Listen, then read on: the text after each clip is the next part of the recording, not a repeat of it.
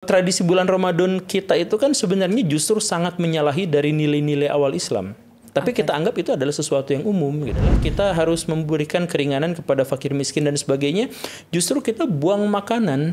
Kenal dan ngerti banget filsafat harusnya nggak percaya agama gitu. Ya enggak juga, karena agama itu bersembunyi di balik materi, agama itu bersembunyi di balik logika. Makanya doktrin agama itu adalah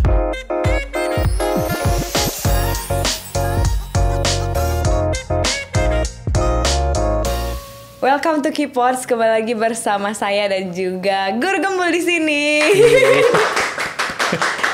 Terima kasih, iya terima kasih sudah datang kembali 2 kali. Iya, sama-sama. Kalau kemarin udah lihat komentar-komentarnya video kita yang pertama. Enggak Belum terlalu lihat diperhatiin ya? sebelumnya. Iya, ada banyak gonjang-ganjing juga ya. Jadi kita lihat apakah di video ini, di pembahasan ini masih banyak yang pro kontra juga. Oh gitu. Oke. Iya. Tapi kalau misalnya ada yang kontra kayak gitu, maksudnya kan pasti banyak ya, Mas? Banyak banget. Banyak pasti kan. Karena bener, makanya tadi aku cerita juga, bener ya ternyata kata Mas Guru Gembul, kalau misalnya orang Indonesia ya kalau hitam-hitam, putih-putih, nggak ada yang tengah gitu kan. Ya itu kan berpikir nalar rendah tuh salah satu karakteristiknya begitu. Kalau tidak hitam ya putih. Bahkan ada misalkan pemuka agama, saya mah tidak mau abu-abu, kalau tidak hitam ya putih. Titik ya gitu kan. Nah, jadi berarti pemuka agama yang kayak gitu nalarnya rendah menurut Guru Gembul. Ya bukan menurut saya, tapi memang kan gini, warna itu beraneka ragam kan. Ada jutaan warna yang bisa kita kenali di otak kita itu. Yes. Nah, tapi orang yang bernalar rendah itu salah satu cirinya otaknya itu hanya bisa memproses variabel-variabel, faktor-faktor, kriteria-kriteria yang sedikit. Oke. Karena itu maka ketika dia melihat ya sedikit variabelnya. Ketika dia misalkan mengambil keputusan, ambilan keputusan itu hanya diambil dari sedikit sekali perspektif ya, karena otaknya hanya bisa mengenali gitu ya? informasi yang jumlahnya sedikit. Oke, Gitu. Oh that's why berarti ya. Iya. Oke, kalau sekarang kita mungkin mau ubah formatnya sedikit. Jadi nanti akan ada pernyataan-pernyataan, Mas. Terus nanti Mas bisa pilih setuju atau nggak setuju terhadap pernyataan ini. Nanti boleh dikasih juga alasan-alasannya ya, gitu ya. Oke. Yang pertama, pernyataannya adalah agama dan nilainya sulit relevan di zaman sekarang. Nggak setuju. Nggak setuju, why? Agama itu punya karakteristik yang sangat fleksibel sepanjang sejarah dan kita bisa mengenali itu. Bahkan di beberapa kesempatan saya pernah mengatakan bahwa agama, misalkan ya, agama Islam yang kita kenal sekarang itu sama sekali berbeda dengan agama yang kita kenal di abad pertengahan. Dan agama Kristen yang sekarang itu sepenuhnya berbeda dengan orang Kristen misalkan tahun 1700-an. Itu sepenuhnya berbeda. Perbedaannya itu di apanya? Di habitnya atau nilainya? Dalam termasuk nilai-nilainya. Jadi misalkan gini, di abad ke-17 gereja tuh masih terbiasa untuk menikahkan anak di umur 12 tahun, 13 tahun dan itu lumrah. Sekarang nggak boleh. Misalkan yang sederhana itu. Orang-orang Islam sekarang mengatakan bahwa Islam itu anti perbudakan. Di zaman lampau hal itu adalah hal yang lumrah gitu. Jadi itu menyangkut masalah-masalah yang teknis gitu ya. Termasuk menyangkut masalah-masalah kepercayaan. Misalkan waktu Islam abad pertengahan ketika memahami cerita tentang Isra Mi'raj, mereka memahaminya sebagai pengalaman spiritual yang benar-benar menginspirasi. Sedangkan sekarang Isra Mi'raj dipahami oleh masyarakat kita sebagai perintah sholat Nabi ditarik ke langit. Jadi yang menjadi lebih teknis, lebih legal untuk yang sekarang, misalkan pada bagian itu gitu. Atau misalkan pada bagian yang lain, orang-orang Islam di abad pertengahan melihat ajaran agama lain sebagai hikmah yang wajib diambil. Makanya penerjemahan besar-besaran terhadap kitab-kitab dan naskah-naskah manuskrip-manuskrip kuno dari berbagai kebudayaan dan agama itu justru disponsori oleh pemerintah dan oleh para ulama. Penerjemahan makanya disebut sampai Baitul Hikmah, rumah hikmah. Hikmah yang dimaksud diantaranya adalah kepercayaan-kepercayaan non-Islam dari yang dianggap baik gitu. Nah sekarang mengikuti dari luar Islam itu sama aja, misalkan yang kayak gitu ya, diharamkan dan lain sebagainya. Jadi sebenarnya yang kita pahami tentang agama sekarang dan dulu itu berbeda, tapi agamanya dianggap sama gitu. Padahal kita cara beragamanya itu sepenuhnya berbeda, tapi itu tuh dianggap sama gitu. Orang zaman dulu sama orang zaman sekarang. Orang zaman sekarang itu kan referensinya dari yang lalu gitu ya. Padahal itu sebenarnya berbeda. Nah, dengan artinya apa? Artinya agama itu benar-benar mengikuti perkembangan, mengikuti arus pola pikir masyarakat dominan di satu zaman. Jadi tetap relevan ya? Iya, tetap relevan. Tapi tetap ada ini, maksudnya kalau misalnya agama tetap relevan, apa yang tetap dong? Karena kan tetap ada boundaries, misalnya terhadap LGBT itu kan agama tetap keras, enggak gitu kan? Ada beberapa. Ya sama seperti kemarin yang merestui Barack Obama sebagai presiden Amerika Serikat itu adalah pendeta gay. Coba kalau misalkan itu disimpan 50 tahun yang lalu, dikeroyok itu gay. Bener. Gaynya kan begitu. Gitu, nah, artinya itu benar-benar ini gitu. Nah, jadi harus kita pisahkan sebenarnya agama sebagai pengalaman spiritual manusia yang tidak ada satupun orang yang punya agama yang sama. Spesifik benar-benar. Dan kemudian ada agama yang menjadi bagian dari identitas komunal masyarakat. Nah, identitas komunal masyarakat itulah yang kemudian yang dicatut sebagai agama gitu. Ya, jadi misalkan kayak sekarang kan menjelang Ramadan. Tradisi bulan Ramadan kita itu kan sebenarnya justru sangat menyalahi dari nilai-nilai awal Islam. Tapi kita anggap itu adalah sesuatu yang umum gitu.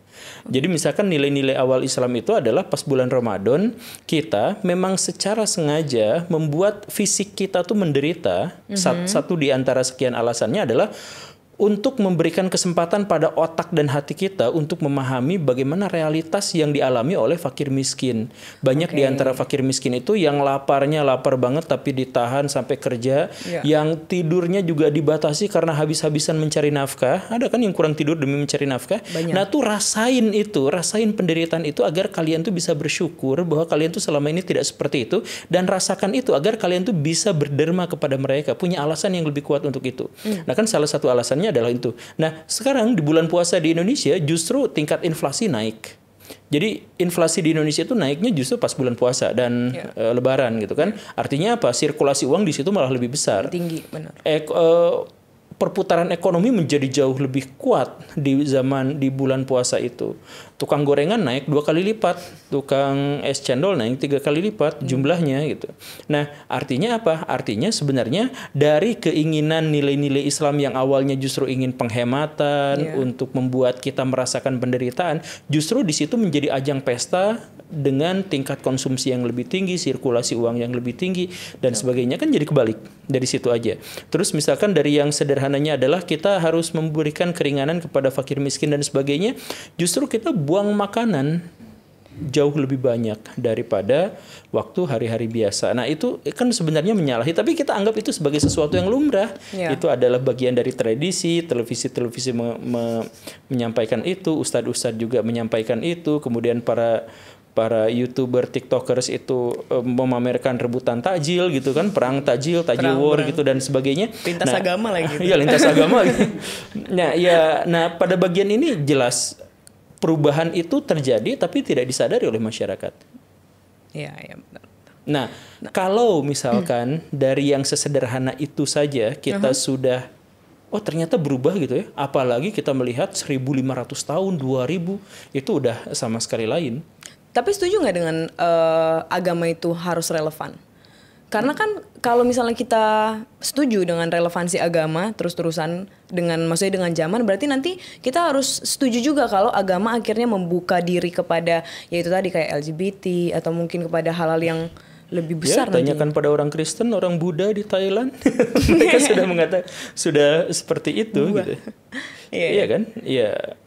Jadi ya itu yang saudara-saudara yang Buddha misalkan yang sekarang dikenal sebagai agama yang tidak misi gitu ya, yang tidak menyebarkan, di era misalkan pas sejarah Islam dimulai, itu kan para pemuka agama Buddha datang ke Indonesia untuk menyebarkan Buddha, diantaranya dengan munculnya Dharma Duta. Nah, dulu misi ekspansinya kuat Buddha, sekarang tidak. Nah, dari perbedaan itu aja artinya apa? Ada perubahan radikal yang disadari atau tidak memang terjadi, tapi namanya sama-sama agama Buddha, begitu. Nah, jadi relevan nggak? Nanti kita akan kedepannya agama menjadi seperti apa ya? Akan terus aja nyari celah supaya tetap menjadi ada gitu. Jadi kan terus ada dan terus relevan mungkin ya. Iya. Oke. Next poinnya, setuju atau nggak setuju dengan pernyataan I trust God but I don't trust religion. Iya, kalau ada orang yang mengatakan seperti itu dipersilakan. Oh iya. Jadi saya nggak akan menghakimi setuju atau nggak setuju terhadap orang-orang yang seperti itu. Tapi kalau misalkan saya bertuhan dan saya beragama.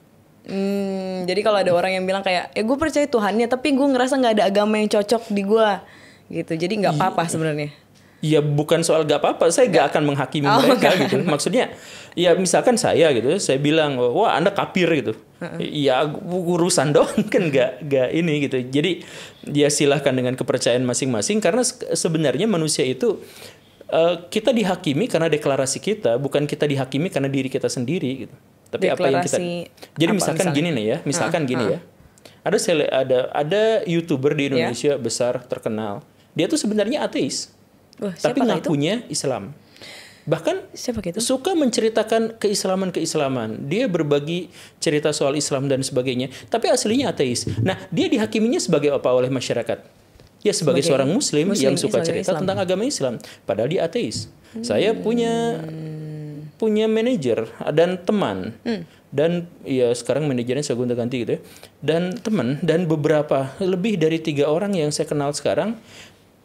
Apa agamanya dengan apa yang sebenarnya dia percayai itu berbeda. Oh, kok bisa? Ya iya, karena ya itu kan sekarang itu kita dihakimi. Kita tuh dihakimi. Jadi kalau misalkan ada orang yang ateis dihakimi, ada orang yang agama tertentu dihakimi. Berarti orang-orang ini memilih untuk beragama, cari aman ya gitu. Oh. Nah, jadi ketika misalkan tadi, ya saya nggak menghakimi karena saya nggak bisa menghakimi dalam hatinya. Bahkan ada orang yang ateis, ini beneran ateis, mengaku dirinya sebagai ateis, dia punya kanal YouTube, punya media sosial ateis garis keras. Wow. Dia sebenarnya dalam hati tuh taat beribadah. Oh ya? Iya. Nah itu kenapa bisa seperti itu ya? Ya karena sekali lagi kita tuh dihakimi atas apa yang kita deklarasikan, bukan atas apa yang sebenarnya menjadi diri kita. Iya. Iya, saya kasih contoh lagi lah biar seru gitu. Ada influencer di Indonesia yang koar pro pemerintah. Aslinya dia di belakang layar berkata bahwa saya tuh sebenarnya tidak pro, cuman gara-gara semua pengikut saya, follower saya itu sudah menganggap saya seperti itu. Kalau saya keluar saya dirujak. Gitu. Jadi deklarasi itu gampangnya apa yang kita tunjukin, personal branding kita dikenal. Kita dijudge berdasarkan personal branding kita gitu. Betul. Dan pada akhirnya banyak misalkan selebriti yang untuk mengurangi kontroversi, ngaku aja mualaf gitu. Takut. Misalkan ada yang seperti itu gitu ya. Ya jadi ya kita hargai semua orang-orang itu karena kita hanya menghargai apa yang bisa, kita hanya bisa menghargai dan menghakimi apa yang dia deklarasikan dan kita tidak memiliki akses untuk mengetahui apa yang dia sebenarnya percayai. Dalam hatinya gitu ya. Oke. Yang ketiga, nah kalau belajar filsafat katanya bikin orang meragukan sebuah agama. Setuju nggak? Setuju banget. Why? Tapi harus diklarifikasi bahwa sebenarnya tidak ada satupun orang di dunia ini yang tidak pernah meragukan agamanya sendiri. Oke. Tentu saja. Jadi ada 1 momen, 2 momen, 3 momen, bahkan banyak momen orang-orang tertentu yang ini bener nggak ya gitu ya? Kayak gitu kan. Tapi kebanyakan orang udah balik lagi atau kadang-kadang gitu kan? Takut mungkin kalau ragu nanti takut. Dikira imannya lemah gitu ya gitu kan. Ya jadi sebenarnya banyak juga orang-orang yang seperti itu. Nah jadi kenapa seperti itu? Karena mereka berfilsafat. Ya benar. Kenapa berfilsafat? Karena semua orang pada dasarnya adalah berfilsafat. Tidak ada seorang pun manusia yang tidak berfilsafat. Hanya saja kadarnya. Jadi filsafat itu dalam bentuk spektrum dalam konteks ini kita lihat. Jadi berfilsafat itu artinya berpikir mendalam tanpa tendensi dan tanpa tergantung pada otoritas lain selain benak kita. Itu berpikir filsafat itu begitu. Nah karena itu maka sebagian besar dari pikiran kita, imajinasi kita dan fantasi kita sebenarnya adalah berpikir tanpa otoritas pihak lain. Kita bahkan membuat imajinasi kita dalam benak kita sendiri itu bahkan tanpa aturan-aturan fisika. dalam imajinasi kita pengen bikin rumah di atas langit, itu kan sebenarnya menyanggal aturan. Atau misalkan kita ketemu sama bidadari yang begini dan begitu, ya kan itu juga menyangkal fitrah biologis kita. Tapi kita pikirin itu juga, hayalan kita begitu liarnya, alam pikiran kita juga. Bahkan misalkan orang-orang Islam yang jangan pernah membayangkan zat Tuhan. Ada satu dua momen kita tuh ngebayangin tentang Tuhan tuh gimana bentuknya gitu. Kan gitu. Benar. Ya,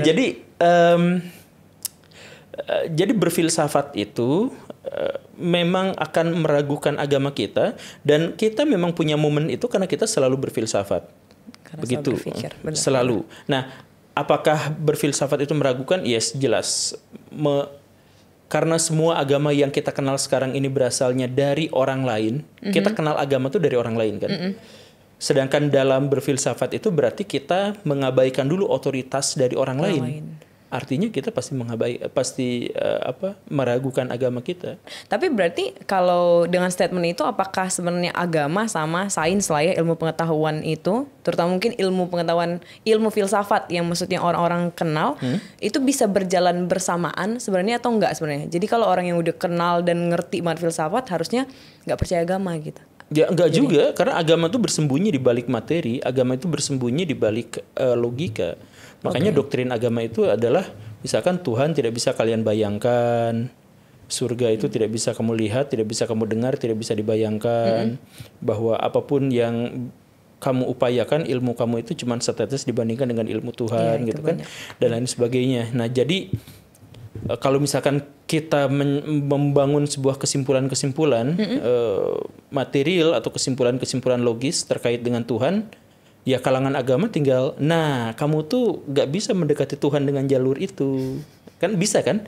Nah jadi tetap aja, bahkan sempat ada survei misalkan di wilayah-wilayah paling ateis di Asia Timur, itu tingkat ateismenya kan itu sekitar, atau tingkat tidak beragamanya itu lebih dari 50%. Tapi ilmuwan di sana yang percaya Tuhan 71%. Kok bisa? Ilmuwan itu saintisnya. Iya, karena saintis itu pada akhirnya menemukan ada banyak sekali misteri. Semakin banyak kita tahu, semakin banyak misteri yang kita hadapi kan. Semakin banyak misteri yang kita hadapi, akhirnya si saintis itu ada pada titik jenuh di mana saya udah nggak bisa ngerti kenapa ini bisa terjadi seperti ini gitu kan. Dan akhirnya satu-satunya jalan adalah memang ada yang menggerakkan ini kesini itu gimana gitu. Ya makanya di Asia Timur, di Cina, di Jepang gitu, lebih dari 50% ateis, tapi ilmuannya justru sekitar 71%, 71% percaya tentang kekuatan supranatural. Gak harus definisi Tuhan seperti yang kita pahami ya, gitu ya. Mungkin ya, biasanya zaman sekarang tapi bahasanya. Kekuatan gaib lah, kekuatan supranatural gitu lah, kekuatan supranatural yang kita bisa saja menyebut itu Tuhan gitu, walaupun nama Tuhan juga harus kita pahami dengan kebudayaan dan pribadi yang berbeda-beda. Gitu. Gitu. Jadi bisakah sains dan agama berdampingan? Ya, tanyakan kepada 71% orang saintis yang masih percaya pada agama itu. Next statementnya adalah miracle atau keajaiban itu sebenarnya bisa dijelasin dengan logika. Ada yang bisa, banyak yang bisa, tapi ada yang sampai sekarang masih jadi misteri. Iya ya sebenarnya. Banyak sekarang yang miracle itu yang sudah bisa dijelaskan. Nah, misalkan kesurupan, kemudian itu kan ajaib gitu ya. Ajaib, orang kok tiba-tiba bahasanya beda gitu misalkan ya. Ada beberapa di antaranya yang terbukti secara ilmiah itu sebenarnya bukan seperti itu gitu. Atau ada yang kesurupan beneran tapi sebenarnya epilepsi gitu. Iya, itu banyak. Iya, jadi bisa aja ada banyak sekali keajaiban yang sekarang itu bisa dijelaskan. Jadi berarti ini di tengah-tengah kali ya. Termasuk pelet. Pelet bukan keajaiban nggak sih? Itu keajaiban kan? Why? Ya, itu ajaib gitu kan, bisa membuat yang kita suka jadi suka sama kita gitu. Di orang Inggris abad pertengahan itu kalau ada cowok mau apel ke ceweknya, itu bawa makanan disimpan di ketek. Sepanjang jalan. Nanti pas udah sampai ke si ceweknya dikasih. Itu pelet. Dipercaya sebagai pelet lah itu ya. Sebagai pelet. Nah, sekarang kita memahaminya bahwa rasa suka perempuan terhadap laki-laki diantaranya adalah dengan penciuman, dengan hormon-hormon yang secara tidak sengaja keluar dari ketek gitu. Kemudian itu kan. Lucu banget lagi ya. Dan luar biasanya itu dipakai sama apa? Sama Axe, sama parfum-parfum terkenal. Cara kerjanya adalah mencoba untuk meniru aroma tubuh dari lawan jenis. Ditiru, dimasukin ke situ. Nah, itu pelet yang miracle, yang ajaib, yang aneh itu terjawab sekarang. Nah, misalkan begitu. Iya, ada beberapa lah ya. Tapi nggak setuju kalau pelet itu ajaib. Pelet itu ajaib, Jawa orang kan ajaib. Kok bisa ya? Santet. Oh, udah ternyata kalau statementnya udah. Oh, pertanyaannya udah habis ya? Enggak dong, ini statement aja. Masih ada pertanyaan lain nanti. Ini warga-warga juga mau nanya kayaknya. Aku mau nanya sih. Nah, tuh kan. Gimana caranya kita... Dia kelihatan kamera nggak sih? Kelihatan. Oh iya. Ya, gimana caranya kita beragama tapi tetap berasional gitu kan? Gimana cara kita beragama tapi tetap rasional gitu? Kan banyak aku lihat kan kayak kemarin tuh ada kasus yang naik umroh lewat masuk goa gitu, terus atau enggak ya salah satunya Muhammad Qasim itulah yang lagi rame itu. Gimana kita tetap beragama tapi tetap pakai logika, pakai rasional kita gitu, gimana caranya? Yang ngetawain orang masuk goa itu beragama, dan orang yang masuk goa untuk ke Mekah itu juga beragama. Jadi kalau misalkan ditanya bagaimana cara orang beragama dan tetap rasional, lah itu dua-duanya itu beragama juga. Jadi ada yang katakanlah kalau misalkan tadi dikatakan yang masuk goa itu ada orang yang rasional dan ada orang yang irasional, dan dua-duanya sama-sama beragama, bahkan beragama yang sama tapi menyikapi dengan cara yang berbeda. Ya itulah yang saya sebutkan tadi, bahwa secara spiritual sebenarnya kita punya agama masing-masing yang tidak bisa dideklarasikan kepada orang lain gitu. Karena nah, termasuk kalau misalkan Muhammad Qasim yang anak buahnya berantem sama Iron Man. Iya. Iya bener kan, dan Iron Man-nya buntung-buntung dong. Iya. Ya luar biasa itu. Ya itu juga sebenarnya adalah kalau itu sih gangguan mental sih sebenarnya. Kenapa yang dihancurinnya itu adalah Iron Man? Kenapa misalkan ya? Kenapa tidak Tugu Selamat Datang gitu? Atau Pangeran Diponegoro Jenderal Sudirman gitu? Kenapa nggak itu yang dihancurin? Karena nggak mampu dia kan? Iya, karena itu kan aromanya cuma gubus doang. Iya. Dan kemudian dia mengatakan dengan berteriak-teriak bahwa saya percaya pada Muhammad Qasim, tapi yang dihancurkan adalah sesuatu yang sangat receh gitu. Coba makanya brand itu sama yang gitu, makanya deklarasi itu sebenarnya adalah deklarasi dari orang-orang yang, saya mohon maaf ya, saya duga berdasarkan karakteristik ciri gerak-geriknya itu memang mungkin gangguan mental gitu. Bukan berarti ODGJ ya, cuman gangguan itu gitu. Ini ada level di level yang misalkan tulisan di dinding adili Jokowi gitu. Ternyata ya kalau misalkan dia benar-benar berani, kenapa nggak nulisnya adili Prabowo gitu? Tapi kan nggak tahu tulisannya kapan. Siapa tahu memang pas lagi Jokowi menjabat. Enggak, baru-baru ini kan viralnya. Jadi maksudnya adalah mungkin kalau misalkan tulisannya adili Prabowo terlalu serem. Pak Prabowo kan punya kekuatan yang lebih besar gitu. Ya mungkin kan kayak gitu gitu. Kenapa juga ngungkit-ngungkit yang dulu, orang yang dulu aja berkoalisi dengan yang sekarang, kan Pak Prabowo itu adalah koalisinya Pak Jokowi gitu. Jadi kalau misalkan berani ya tulisannya adili Prabowo gitu dong. Jangan takut disentil kali ya, mungkin. Karena kita hanya itu. Jadi bahkan perilaku-perilaku yang sangat-sangat herois, sangat-sangat religius seperti yang tadi, ya hanya berlaku pada sesuatu yang kita berani melakukannya gitu. Exactly. Tadi ngelawan Iron Man ya karena berani, nggak ada yang protes, nggak ada yang lawan. Coba yang dihancurkan ini berhalanya itu adalah Tugu yang Halim tuh yang gini. Pancoran. Ya, pancoran ya kayak gitu. Coba itu berani nggak gitu? Susah ya, lebih ke susah kalau itu mungkin dimikirnya ya. Ya itu betul. Jadi sesuai kemampuan kita.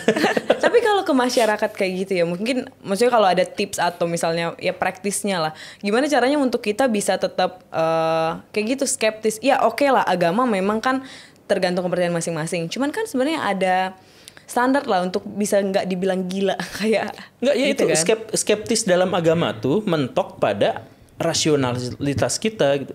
Sedangkan agama itu bersembunyi di balik rasionalitas, jadi nggak bisa disentuh sama sekali. Misalkan gini lah ya, saya tidak percaya Tuhan. Jadi percayanya apa? Saya percaya bahwa alam semesta ini digerakkan oleh energi-energi gravitasi yang abadi gitu. Ya udah, berarti gravitasi itu adalah Tuhan buat dia, cuman tidak didefinisikan sebagai Tuhan gitu. Jadi kita menyangkal Tuhan itu sebenarnya bukan kita menyangkal Tuhan, kita hanya menyangkal konsepsi-konsepsi yang dibuat oleh manusia tentang Tuhan. Ya benar sih. Jadi Tuhannya sendiri bagaimana?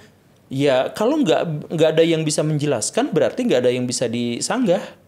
Siapa yang bisa menyanggah sesuatu yang nggak bisa kita jelaskan? Iya. Coba misalkan, ayo kita sanggah AU gitu. Padahal AU nggak ada. Bukan, kita nggak tahu AU itu apa. Ya, AU itu apa? Iya, Pokoknya mah itu. nolak aja. Mungkin aja ini tuh AU gitu kan. Jadi sebenarnya ini ada, tapi karena kita nggak tahu ini AU, ya udah kita sanggah gitu. Maksudnya kalau dia mikir Tuhannya sebuah tebu, ya Iya, udah gitu ya. makanya Kayak konsep jadi- di dalam pikirannya Iya. dia menyembah tebu gitu misalnya. Jadi orang ateis itu, saya mohon maaf, membuat dulu konsep-konsep tentang Tuhan, nah lalu dia ingkari. Nah gitu kan cara kerjanya. Jadi dia bikin dulu. Saya misalkan menolak Tuhan sebagai entitas spiritual yang menguasai bumi. Nah itu kan pikirannya sendiri kan, konsepnya Iya, pikirannya sendiri itu. Atau misalkan saya mendefinisikan Tuhan sebagai sebagai sesuatu yang menciptakan Adam dan Hawa gitu kan. Saya berpikir bahwa Tuhan itu adalah yang menguasai alam semesta. Nah, itu kan pikiran-pikiran dia, kemudian dia sanggah sendiri gitu. Iya. Nah, kalau misalkan kalangan beragama, oh pikirannya begitu, ya nggak disanggah gitu. Udah berhenti di situ gitu. Jadi ateis itu adalah setengah agama dan agama itu setengah ateis gitu. Oh ya? Ya, Tapi iya. berarti kalau kayak kan banyak ya pemuka agama punya experience lah, personal experience tentang Tuhannya sendiri gitu kan. Makanya ada agama itu sekarang ini. Berarti itu experience-nya bohong atau memang itu konsep aja di dalam pikirannya atau gimana? Ya bisa aja. Bisa aja bohong berarti? Bisa bohong, bisa beneran. Saya juga pernah bilang ke orang-orang, saya tuh punya pengalaman spiritual ketemu dengan Iya, Tuhan. ketemu. Pernah pergi ke surga kan di bawah Iya, segitu ya? misalkan, ya kan akhirnya kita tidak bisa mengkonfirmasi pernyataan-pernyataan sepihak itu. Jadi akhirnya itu adalah untuk urusan pribadinya saja. Jadi berarti gak ada agama yang benar dong? Kenapa jadi kesimpulannya gitu? Tapi karena kayak semua orang bebas untuk punya konsep agama dan konsep Tuhannya sendiri kan? Iya, setiap orang bebas untuk mendeklarasikan kepercayaannya dan orang lain juga berhak untuk menghakimi itu gitu. Tapi ya itu adalah konsepsi-konsepsi dan sejauh yang kita ketahui tidak ada manusia yang bisa mengakses kebenaran. Iya. Dalam hal Kebenaran ini Tuhan. mutlak gitu kan. Ya udah, jadi kita anggap ya misalkan dalam hal ini Tuhan itu adalah kebenaran. Ya. Dan manusia nggak bisa mengakses kebenaran, ya udah nggak ketemu gitu. Kalau misalkan juga mau ini ya, Oke. Tapi ada nggak sih filsuf-filsuf yang maksudnya ternyata dia tadi banyak juga ya sebenarnya saintis, filosof tuh tapi banyak yang beragama gitu. Orang Socrates saja pas mau meninggal dia masih ngomongin soal dewa. Oh dia percaya Saya nggak tahu itu sarkas atau enggak, tapi ya dia ngomongin soal kita masih punya utang sama dewa apa gitu. Ya yang kayak gitu tuh masih diomongin doang. Tapi apakah mereka sampai bisa, maksudnya kan kalau kita ngomongin agama, ngomongin sains juga, kan selalu ada pembuktian ya. Pasti kan ada kayak bahasa-bahasa atau pertanyaan, mana Tuhannya, buktikan dong eksistensi God itu gimana gitu. Kalau misalnya akhirnya saintis nggak bisa membuktikan, berarti apakah konsep Tuhan itu nggak ada atau Nggak bisa ngebuktiin tuh berarti nol kita, netral. Jadi 50-50, setengah-setengah. Gitu kan. Jadi kalau misalkan saya tidak berhasil membuktikan keberadaan Tuhan, ya bukan berarti saya tidak berhasil membuktikan keberadaan Tuhan, bukan berarti saya membuktikan bahwa Tuhan itu tidak ada, kan begitu. Saya nggak, oke. Ya kan ya? Iya, jadi saya tidak berhasil membuktikan keberadaan Tuhan. Tidak sama dengan saya berhasil membuktikan Tuhan itu tidak ada gitu. Jadi misalkan ginilah. Ya. Percaya nggak dengan orang berkepala 4? Aku misalnya enggak gitu. Enggak. Kenapa enggak? Karena nggak pernah lihat. Nah, kita nggak pernah melihat orang berkepala 4 bukan berarti orang berkepala 4 itu tidak ada. Hanya saja kita tidak pernah melihatnya. Gitu. Oh gitu cara pikirnya ya jadinya. Ya, jadi ya itu. Jadi ini kan hukum logika. Jadi misalkan saya membuktikan bahwa gelas ini kosong. Saya membuktikan bahwa gelas ini kosong dari air. Bukan berarti air itu tidak ada. Saya hanya berhasil membuktikan bahwa di sini tuh nggak ada air. Gitu. Ferry Irwandi tidak disantet, gagal disantet. Pernah kan dulu kan yang viral itu. Kang Ferry Irwandi itu tidak bisa disantet. Itu membuktikan bahwa santetnya gagal, tidak membuktikan bahwa tidak ada santet. Kayak gitu. I see. Jadi ya itu Tuhan dengan segala misterinya itu selalu bersembunyi di balik realitas itu. Makanya banyak kalangan ateis juga yang mengkombinasikan semua argumentasinya diantaranya dengan argumentasi etika gitu. Bukan hanya dengan pikiran gitu. Soalnya kalau misalkan dengan pikiran logika, ya akhirnya jadi remis gitu kalau main catur mah. Tapi kalau misalnya kita belajar filsafat lagi ya, maksudnya kan kita mempertanyakan keyakinan kita gitu kan, nge-research lebih dalam lagi. Caranya kan Guru Gembul belajar filsafat pasti, tapi beragama juga. Gimana caranya membalance untuk tetap teguh gitu? Gue tetap Islam tapi gue tahu gue belajar. Nggak bisa. Jadi Guru Gembul syarat belajar filsafat itu adalah jangan kepikiran mau balance nggak bisa gitu. Nggak boleh. Kalau misalkan bukan nggak boleh apa ya? Ya berarti filsafatnya cacat gitu. Jadi filsafat itu kan berarti berpikir tanpa a priori. A priori itu adalah kita sudah punya keyakinan. Ya kita berpikir segala rupa, ujung-ujungnya adalah untuk menerima kepercayaan kita ini gitu. Ya kayak gitu kan. Nah, ya. Jadi gimana caranya ya? Tips dong berfilsafat tapi tetap beragama. Udah gak bisa. Udah gak bisa berarti ya. Jadi ya ikutin aja ngalir, nanti habis-habisannya di situ, benar dan salahnya kejar aja terus. Berfilsafat itu ngejar aja terus dan gak ada penghalang bahwa nanti kamu takut dosa apa gitu. Nah makanya memang akhirnya banyak yang jadi ateis, ada yang tetap beragama, ada yang tetap apa, tapi kan itu adalah hasil dari pencarian dia habis-habisan. Gitu. Jadi dan filsafat jangan juga harus dikaitkan dengan Tuhan dan ateisme. Kan filsafat juga skopnya nggak itu doang sih. Iya, skopnya nggak itu doang gitu. Benar-benar. Tapi malah gitu ya, maksudnya kan orang sekarang kalau mau belajar tetap kok kita bisa tetap rasional tapi tetap bisa beragama gitu kan. Tapi ternyata kalau mau belajar filsafat kita kesampingkan dulu. Bagi saya pemikiran agamanya ya. Bagi saya iman tuh final kan. Jadi setelah kita mentok, jadi semua pengetahuan kita itu berujung pada kepercayaan. Karena mentok gitu. Jadi misalkan gini, saya mencari sekuat tenaga Kaisar TV, alamatnya dicari-cari terus gitu ya. Nah akhirnya saya gagal untuk menemukannya. Ya udah pada akhirnya saya nanya ke Mang Ojek atau nanya ke Google Map, di mana Kaisar TV? Oh di situ. Artinya saya tetap percaya pada otoritas yang lain gitu. Setelah saya mentok. Jadi berpengetahuan juga kan kayak gitu kan. Betul. Ini alam semesta itu ujungnya mana? Gak ketemu akhirnya. Kok gak ketemu ya? Jadi ini sebenarnya apa ya alam semesta ini? Ya pada akhirnya manusia itu terdorong untuk menjadi percaya pada sesuatu, pada otoritas lain dalam dirinya ya. Karena otak manusia itu harus diakui sebagai otak biologis semata yang didesain bukan untuk mencari makna, dia hanya didesain untuk bagaimana caranya bertahan hidup.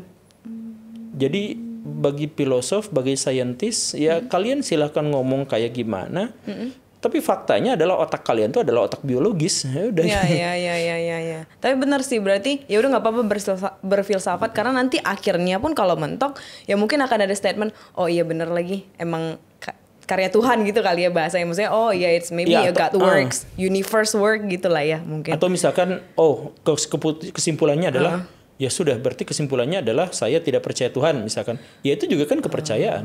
Exactly. Makanya ini yang kemarin diperdebatkan sama orang neo-ateism itu. Saya mengatakan bahwa orang ateis itu adalah bukan orang yang tidak percaya Tuhan, tapi orang yang percaya bahwa Tuhan tidak ada.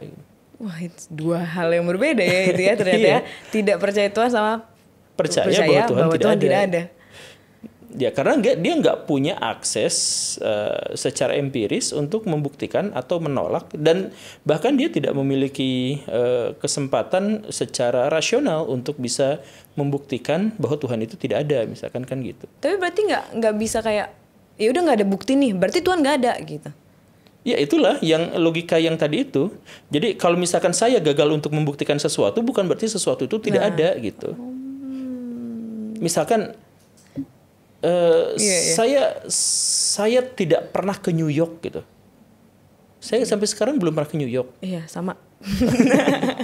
Bukan berarti tidak ada orang yang bisa ke New York gitu. Ya logikanya dibikin kayak gitu jadi masuk akal sih sebenarnya. Iya makanya itu. Jadi Tuhan itu tidak tersentuh dalam konteks itu. Dia bersembunyi di balik realitas, dia bersembunyi di balik silogisme. Oke, kalau misalnya ngomongin agama lagi, tapi misalnya kita kaitin dengan fenomena anak muda lah ya zaman sekarang. Apakah agama itu akan tetap relevan dan mengikuti anak muda supaya mereka bisa tetap beragama? Gitu nggak fenomenanya? Kalau Guru melihat terutama di Indonesia mungkin ya? Iya bisa aja kan ngikutin perkembangan zaman gitu. Misalkan 20 tahun yang lalu tuh nggak ada yang pesantren nawar-nawarin ini pesantren hafalan Quran gitu kan. Sedikit sekali gitu. Sekarang ini menjadi fenomena gitu. Artinya perubahan dalam 20 tahun begitu dramatisnya dalam agama. 20 tahun yang lalu tuh nggak ada yang, atau 10 tahun yang lalu bahkan 10 tahun yang lalu tuh nggak ada ibu-ibu nongkrong di masjid setiap Jumatan gitu, nasi Jumat berkah gitu. Itu kan nggak ada. Sekarang banyak gitu. Betul. Ya artinya ada perubahan-perubahan seperti itu. Nah, anak muda juga nanti anak muda itu akan menemukan sebuah fenomena yang kemudian dilegalkan, kemudian menjadi sesuatu yang umum, jadilah begitu ya, begitu aja terus agama tuh. Oke. Satu pertanyaan akhir. Udah terakhir lagi. Gimana sih caranya kita bisa punya mindset yang kritis lah? Jadi kita biar sharing juga ya Guru Gembul. Berpikir kritis itu kita berpikir kritis. Iya. Ngomong kritis, nah itu harus hati-hati. Jadi itu dua hal berbeda ya. Itu tentang keberanian berarti. Iya, berpikir kritis itu kan setiap hari itu kita tuh suka mikir. Kenapa ya kayak gini? Kenapa kayak gitu? Kenapa mamah kita gitu? Itu kan berpikir kritis sebenarnya. Tapi apakah itu dikatakan atau tidak sama orang? Kan enggak. Nah, jadi masalahnya bukan jangan bertanya soal gimana cara berpikir kritis, tapi bertanyalah bagaimana caranya ngomong kritis. Oh, atau jadi gimana? Kritis, caranya untuk berani kritis gimana? Iya, dengan nekat atau dengan manajemen risiko. Benar itu ya. Iya. Harus nekat, benar sih, benar. Tapi kalau misalkan itu memang semuanya harus dilatih gitu ya. Semuanya harus dilatih. Tapi yang jelas seperti yang tadi saya sampaikan bahwa kita tuh bahkan saking kritisnya otak kita sampai kita tuh meragukan apa yang kita percaya sendiri selama ini. Kita punya pacar aja kita tuh kritis. Dia setia nggak ya? Dia ngapain itu? Nah, kan gitu, itu kan kritis namanya. Lebih ke khawatir ya kalau pacar ya. Oh, jadi kita memang udah berpikir kritis, tapi mungkin ya itu tadi kita berani nggak ngomongnya. Training untuk bisa berani untuk misalkan ngomong Adili Prabowo, nah berani nggak ngomong kayak gitu. Tapi dari dalam hati sebenarnya banyak di antara kita yang pengennya ngomong gitu. Betul. Jadi harus berani ya, harus emang punya mental baja untuk bisa kritis. Iya. Oke, terima kasih Guru Gembul sudah sharing ke kita. Terima kasih juga teman-teman udah nonton. Sampai ketemu di episode selanjutnya.